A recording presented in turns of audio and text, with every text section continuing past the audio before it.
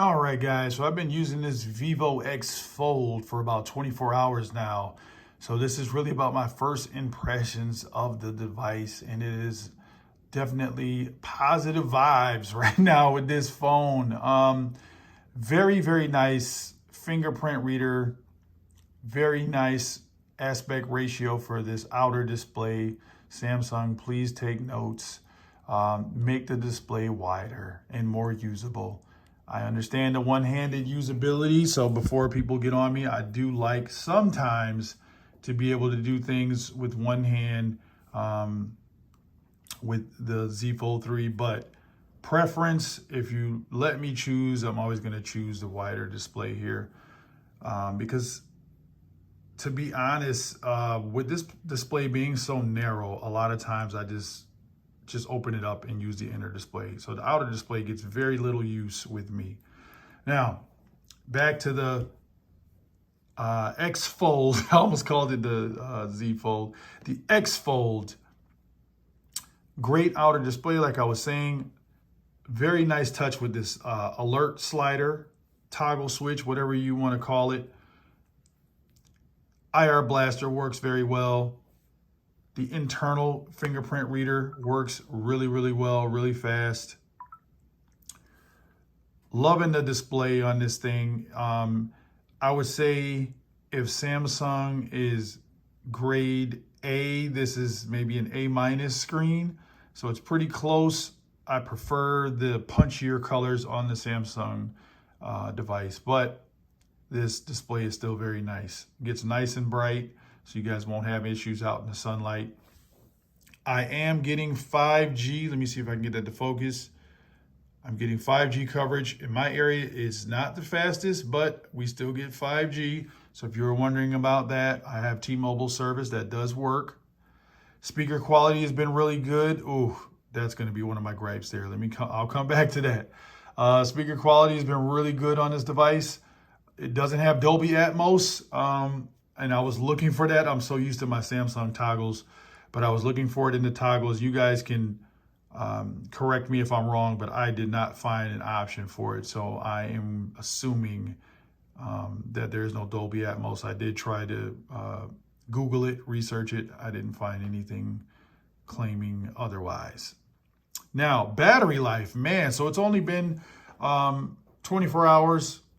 And I'm going to go out on a limb and tell you that this battery life is going to be better on this device than it is on the Z Fold 3. And definitely the speed of charging is phenomenal on this device. So it comes with that fast charge that I showed you guys in the unboxing. If you haven't looked at that unboxing, go ahead and check it out. But I was down to about 29% when I was loading apps and different things and playing around with the phone. So then I decided to charge it. So I put it on the charger and it went from 29% to 100% in like less than 30 minutes. So super fast charging for this device. So that is awesome job by Vivo. The camera quality, I'm not big on doing all these different camera tests that you guys are probably used to seeing.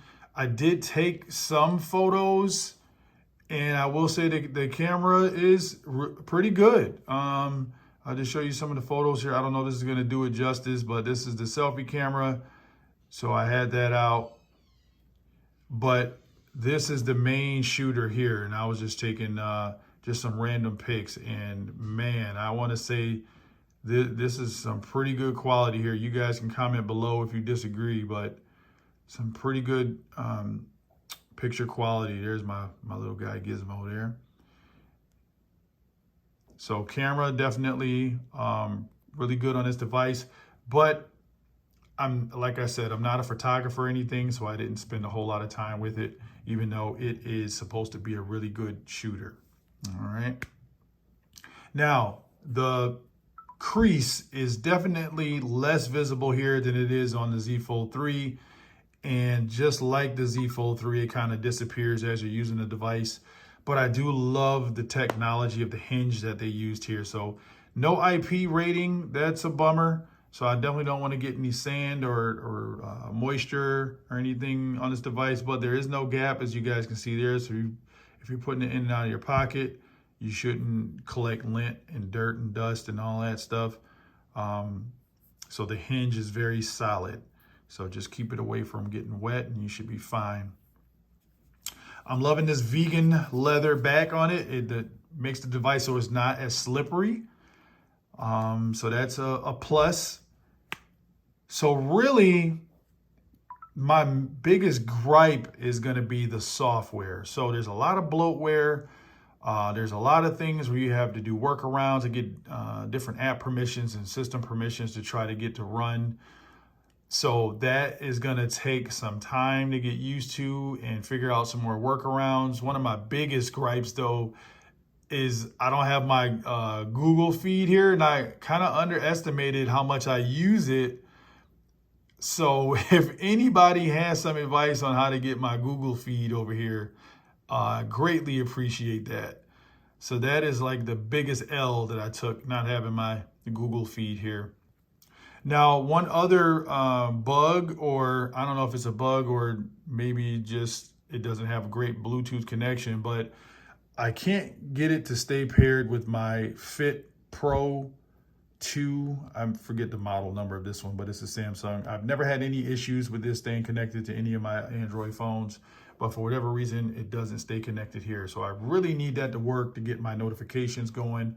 I've already tweaked a lot of the apps to try to receive notifications as much as possible, because I know that was another concern for a lot of people. But overall, it has been a positive 24 hours with this device. If you're thinking about picking one up, I would say hold off just to see what the Z Fold 4 is going to offer, because I do prefer Samsung software right now, and especially with the S Pen usage, because there is no such software for this device, at least not yet, or I don't know if they're planning on something like that. So right now you can just use the little capacitive stylus if you'd like, but it definitely doesn't compare to the S Pen and its features. So keep that in mind if you're comparing devices or thinking about picking one up. But what I do like about this over the Z Fold, like I said, is the outer display. The battery life is, I can already tell, is better. The fact that it comes with that fast charger, that's another plus. And the less visible crease. So if those things are key for you, you may think about picking up this device. Oh, and performance, definitely not a slouch. That goes without saying with the Gen 1. Very fast, haven't seen any lag. So no concerns there as far as performance goes. I did my gaming test on here. As you guys can see, I got DH5 and actually NBA 2K20 works on here with less issues than I had on the Z Fold 3. On the Z Fold 3, for whatever reason, you can't really, the touch input is just not there. For some reason, it just doesn't measure up. It doesn't scale well for touch. So I don't know, maybe it's because it's an older game and the developers just didn't make it suitable for foldables. But I do remember it working pretty well on the original Z Fold. So I was shocked when my Fold 3 didn't utilize it well. But it does work well on here. Most of my apps have worked. Some have not, like the Messages app. I didn't get that to work. As far as notifications, I can get it where I can send and receive messages, but I just wouldn't be notified, even though I went in and adjusted the notifications and put it at the, I guess, the super max consumption, whatever it's called. So, but yeah, those are my first impressions. I was trying to keep the video short, but there's so many different things to really touch upon. So you guys hit me up in the comments. Let me know what you're thinking about the Vivo X Fold, and I'll keep you updated. Until the next one, peace.